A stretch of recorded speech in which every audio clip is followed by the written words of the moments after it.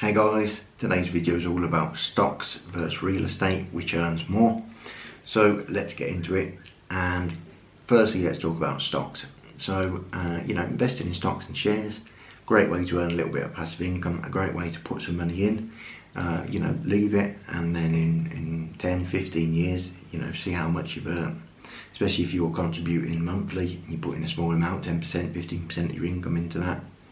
Over time, if you invest safely, then you stand to earn a lot of money. Obviously the interest compounds over time, so earning even just 7% a year over 10-15 years, it will add up to a lot. You will earn a lot of money, especially with monthly contributions. If you just put in a certain amount and leave it, that you earn less. But if you're constantly topping up your investments, you can earn a decent amount. Really, the thing with the stock market is, yes, there are people that become millionaires overnight. One example, well, not overnight, this example, but if you'd have put just $1,000 in Tesla in 2010, it'd be worth, I believe, almost $2 million now. Or certainly at the high point of Tesla, it would have been worth, I believe, 1.8 million. So turning 1,000 to 1.8 million, doing nothing, just leaving it, is obviously incredible. We all wish we could go back to 2010, but I'm certainly not against stocks. It's really obviously safe investments. There's probably index funds which just track the S&P 500 or the FTSE 100. They're probably the safest, just because obviously the biggest companies in the world, almost all of them are always constantly growing. So if one company goes bankrupt or whatever, the other 499 will be okay. So it's constant safe growth. It's a very, very safe way to invest your money. Practically, it's practically impossible that you're going to lose your money. You're just going to earn more money year on year. So index funds, it's always what I suggest with investing in stocks, putting most of your money in index funds. You can pick one or two, but what you want to avoid with the stock market is obviously buying and selling. So you don't want to be, the reason most people lose their money with stocks and investing is because they put some money in a company. Let's say, for example, Tesla, for example, or say for example you put some money in Tesla, and then one day, the stock absolutely crashes. Well, a lot of people panic and they just sell to avoid losing more money.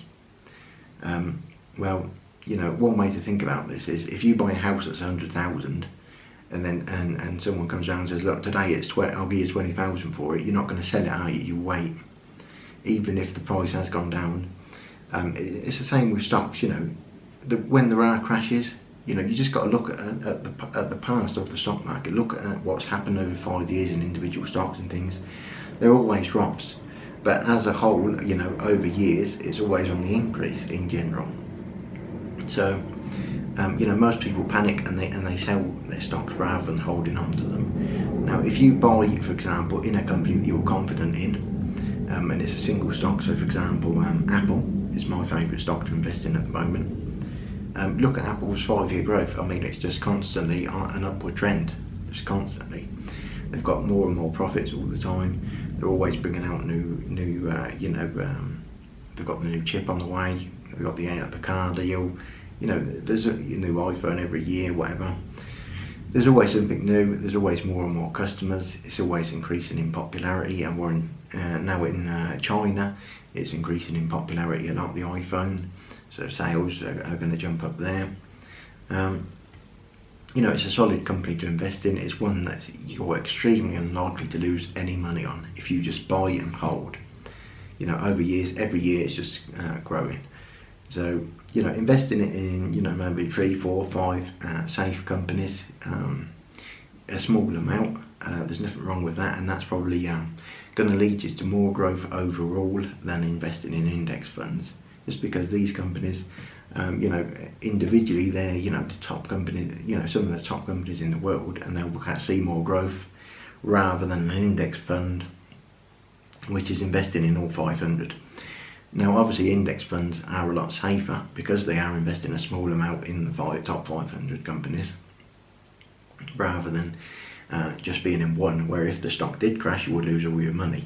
So you need to be careful with that. But you know, stocks are a way to make a solid, decent income. Now let's get on to real estate, property. So you know, buying a property, one of the little downfalls really with this is, you know, with stocks you can just download an app and you can start with $10, $1. You know, there's no sort of minimum amount there that you need to get started. But with real estate, you are going to need the down payment, the deposit. So if you find a cheap property, for example, that's around 50,000, then you're only going to need about you know, $10,000 to $12,000 deposit.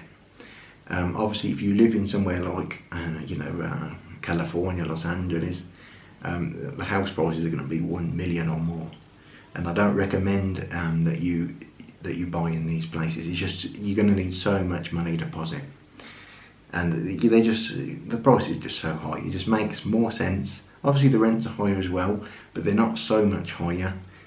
You know, that their price is, you know, in comparison to the price, it's not that much higher than cheap properties. So you're better off to go to other states and things and buy properties that, you know, you need to check the area out and things. Buy a property that's 100,000 or less, where you're going to need, you know, in general, less than $20,000 for a deposit. Once you've got that money, of course, you can do a bit of work on the property. You can rent it out. Now, renting it out, you get, you know, a solid amount every month. Let's say, for example, you get a typical 3-bed, say it's about 100,000, it needs a bit of work doing, that's why it's cheap. You put in a few thousand extra, do a bit of work, and then you probably earn, I mean, I'm not super up to date on the rents of different areas and things, but I'd say, you know, at least you'll get, you know, $800 to $1,000 a month, even in, you know, the cheapest areas for a 3-bed. So, you know, that's a good solid bit of passive income that just requires, you know, a couple of months of you know, work, and it's not exactly full-time work. It's just, you know, sorting things out at the bank, doing perhaps you know, getting the property up to a good standard so it can be rented out, you know, up to date with the regulations and things of the state that it's in. So, you know, after that it's just passive income, and if you leave it with a management company, it's, you know, even easier. Obviously you have to pay fees involved with that, so if you've only got 1 or 2, probably not worth it. But you know, in general, your typical tenant spends about 4 years before they move, so it's not like you're going to have necessarily the hassle of someone being in there for 6 months and then changing all the time. In general, people don't want to move. You know, if you move all your stuff into a 3-bed house, that's a lot of stuff to move. So, you know, with small apartments and things, it can be a bit of a higher sort of turnover there of you know, people that are renting. They can move a lot more. But when you're talking about, you know, a 3-bed house for a family and things, they generally stay for many years.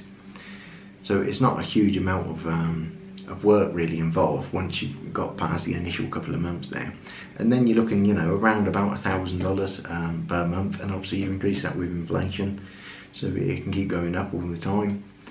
And you never know, that there's certain things that, you know, developments and things that can happen in areas, and that can cause the rents to increase, you know, substantially. If there's a new school built next door to where your property is, then, you know, the prices, the rental prices are going to go up substantially for that. And, you know, various other things, you know, universities and things like that. So, not that you can bank on that, but let's stick with $1,000 for example. $1,000 passive income. Now, looking at, you know, stocks and shares, I mean, Apple, for example, I believe it's now a 0.57% dividend yield. So, you know, with $100 invested, that's 57 cents. You know, with 1,000, that's $57. You know, $10,570. So, you know, it's not a huge sort of return. You need to invest a lot of money in a single stock to make that worthwhile. And yes, there are stocks that pay more and things, but bear in mind there's a huge amount of risk involved with investing in single stocks. At any point the value can drop. You know, things can happen with companies. We've all seen in the past, you know, big names going broke. So, you know, real estate in general is just so much safer, because you're going to be, at the same time, you'll be getting a solid rent in there. You can increase the rent, and you'll be earning sort of, you know, from the house price increases as well. Bear in mind as well, as you pay off the mortgage, as you get more sort of equity in your home, if you then want to buy another property, you can then, you know, get a cash out refinance, you know, on that property for the new value, and you can then put that towards another one. It's very easy to double, triple your money quite quickly once you get started with investment properties. Once you've bought one, it's very easy to get the second, and then the third, and then the fourth. You know, stocks is just going to be a lot less money. You know, it will increase. It does, you know, it does start to snowball over time as you put more and more money in. But for me, you know, if you check, really, real estate will give you a far better return on investment. Obviously, there's a little bit more work involved, but you know, on the whole, it's worth it just for how much extra money you will be earning. So, you know, you could put, you know, on a cheap property, you put 10,000 in. You probably have to rent it for $1,000 or so. Whilst, you know, if you put 10,000 in Apple, you know, it's around, you know, 500, 600, you know, at the most. So obviously, as companies increase, once you've bought at that price, you can earn more and more. But my advice is, real estate is the best option, you know, just for cash flow, just to earn a lot of money each month. You can be financially independent. You can just live off of that, really. And it's easier to, you know, to continue once you get a little bit of experience on that. It's easy to buy your second and third properties and so on. But you know, I'm not saying don't invest in stocks. I think the best idea is to invest in both. You know, do some investing in real estate, and at the same time put some money in stocks as well. You know, do both. But stocks alone is a much lower return on investment unless you get very, very lucky, like we saw, you know, with Tesla and Amazon. You know, when they get their huge spikes and things. If you buy low, you know, when it's at a crash, and you know, you sell at a good time, it's just looking back, it's easy, but you don't know when it's hit its high and when it's hit its low, really. So, you know, in the moment, it's difficult to make those good decisions, and you know, in regards to sort of buying and selling stocks and things. So that's it for the video, guys. Give the video a like, subscribe, and I'll see you in the next one.